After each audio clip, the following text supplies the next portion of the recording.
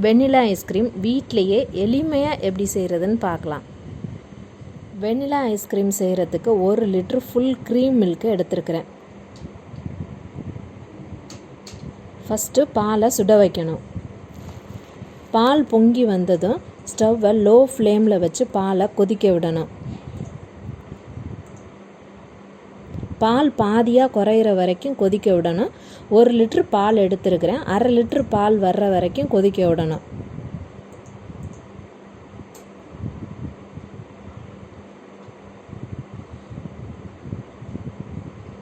பால் கொதிச்சுட்டு இருக்கும்போது 1 spoon vanilla essence சேர்த்து mix பண்ணணும்.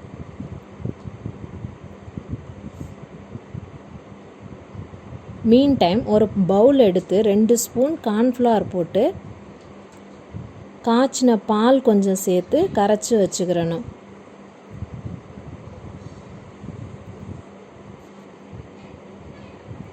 பால் பாதியாக குறைஞ்சி வந்துருச்சு.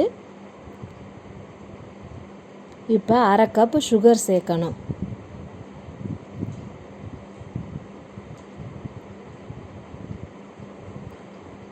சுகர் நல்லா கரைஞ்சதும் ஏற்கனவே கரைச்சி வச்சுருக்கிற கார்ன்ஃப்ளவர் பால் சேர்த்துக்கணும்.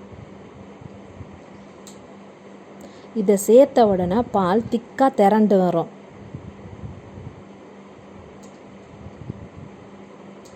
இந்த பதத்திற்கு பால் திக்காக வந்ததும் ஸ்டவ்வை ஆஃப் பண்ணிவிட்டு கம்ப்ளீட்டாக 30 to 40 மினிட்ஸ் ஆற விடணும்.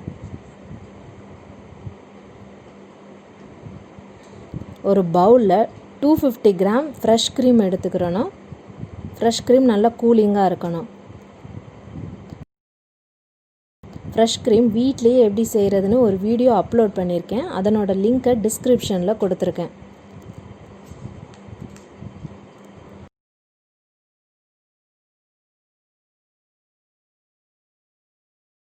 ஃப்ரெஷ் க்ரீமோட ஏற்கனவே செஞ்சு வச்சுருக்கிற பாலை சேர்த்து நல்லா மிக்ஸ் பண்ணிடணும்.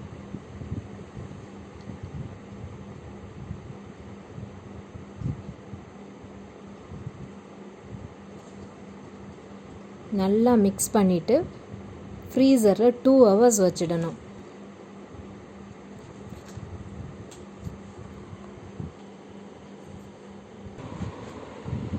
2 ஹவர்ஸ்க்கு அப்புறம் இந்த மாதிரி இருக்கும். இதே கூலிங்கோட மிக்சியில் போட்டு 2 மினிட்ஸ் நல்லா அடித்து எடுத்தால் மில்க் ஷேக் மாதிரி வந்துடும்.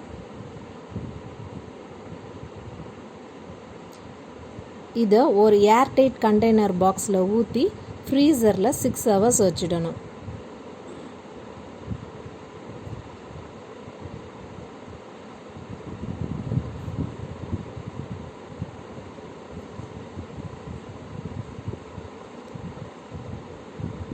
சிக்ஸ் ஹவர்ஸ்க்கு அப்புறம் எடுத்தால் ஓரளவு சாஃப்டாக ஐஸ்கிரீம் இருக்கும். திரும்ப இதை மிக்சியில் போட்டு 2 மினிட்ஸ் அடித்து அதே பாக்ஸில் ஊற்றி ஃப்ரீசரில் 8 hours வச்சிடணும்.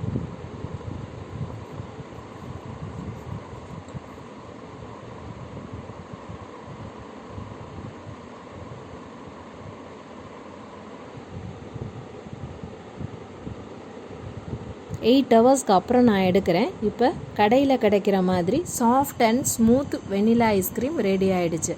தேங்க்ஸ் ஃபார் வாட்சிங் திஸ் வீடியோ.